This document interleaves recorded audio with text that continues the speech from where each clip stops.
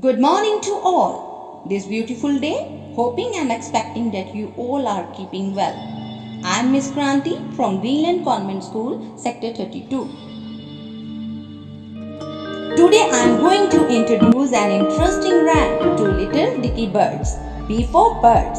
You know kids, birds fly in the sky. Birds live in nests. There are two characters in our rhyme. Peter and Paul. Orange is Peter and blue is Paul. So let's start with our rhyme. Two little dicky birds sitting on a wall. One named Peter, one named Paul.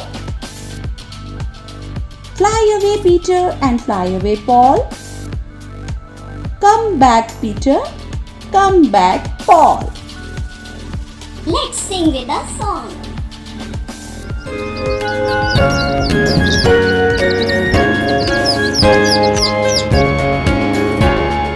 Two little dicky birds sitting on a wall.